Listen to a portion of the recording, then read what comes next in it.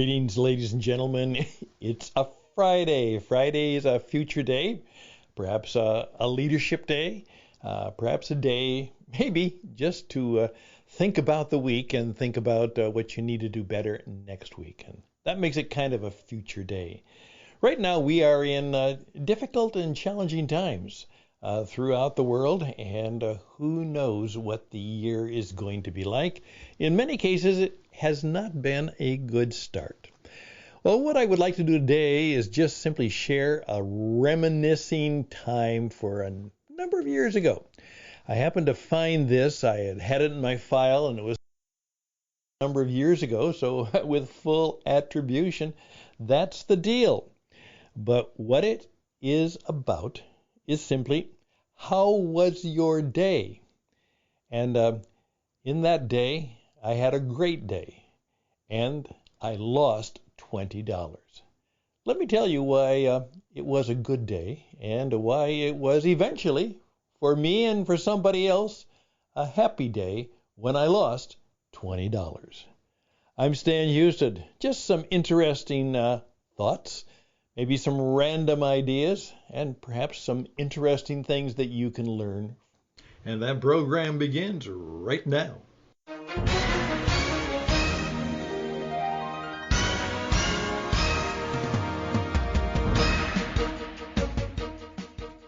And so, yes, here is a little log story from a day that I had. And I think it was actually a Friday. It was a busy end of the week Friday when I had this day. But let me just read from my log journal. My day began with a breakfast meeting where I coached and counseled a friend who had some great insight and wisdom in his field on how he could start to write that long talked about, always delayed book. And he was grateful for all that help. And eventually, I think he got it done. And we split the checks. I opened my wallet and paid my share from the cash I was carrying. And I noticed I still had a $20 bill left, and that was fine. A late working lunch was on the client who needed some help, and I scheduled a meeting with a prospect for a 4 o'clock cup of tea. Now you have to understand, I'm very grateful for the work I can do. Next, the morning meeting with a client was exciting, and we made some real plans on a new business direction and some key marketing moves. He thanked me profusely, and I sensed his energy. Well, then I'm off and on the run to a late lunch as planned. And the working lunch included plans for a company-wide coaching event on leadership changes and how to do more of what I call personal performance marketing. Loved that idea. Working together, the CEO and I put together what we would then do to follow up to increase the energy and commitment of the team to the challenges before us. Again, a very good meeting, and he was thrilled, and of course, he picked up the check. Well, sat down, turned my cell phone back on, and started to return calls and make suggestions to those who asked. By that time, it was time to run for that 4 o'clock meeting. Well, we enjoyed the coffee and tea and decided on a possible agenda for working together. It was then that I flipped open my wallet and discovered that the $20 bill was missing. I had lost it. I shared my dismay with my client prospect friend, and he smiled and said, "I'll take care of the bill." And then he said this, "But just think how happy the person who found it is today." I smiled. Indeed, I had helped to make someone's day. When they returned home, and if someone asked, "How was your day?" they could respond, "Great! I found a $20 bill today." You know, that very thought made me happy, because I really was happy that I had made their day. Years ago, I learned that optimism and and seeking the powerful positive in all you can is a key to success and happy living. I was grateful that I had lived the principle, and indeed I was happy, even though I had lost $20. When my wife asked me upon my return, "How was your day?" I said, "It was a good day. Achieved many of my goals, lost $20, and made someone very happy."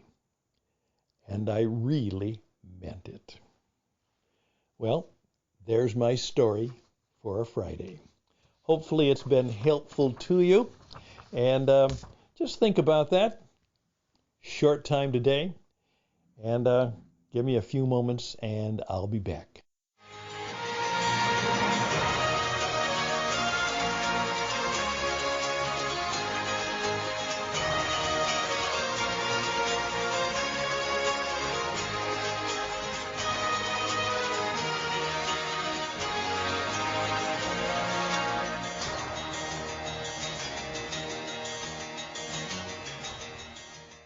My colleagues and I at What It Takes Radio and the Coaching Experience, the two organizations which we work, and a new thing called the Christian Entrepreneur Network, the Jesus Entrepreneur Experience. We are putting together a number of small classes and courses that can be helpful and useful to you in 2023. And the way we're doing it is not necessarily for us to sit down and say, what do we want to teach? It's to go out into the world and say, what do you need to know? And here is my challenge to you. What would you like to know in this year? What would you like to get better at?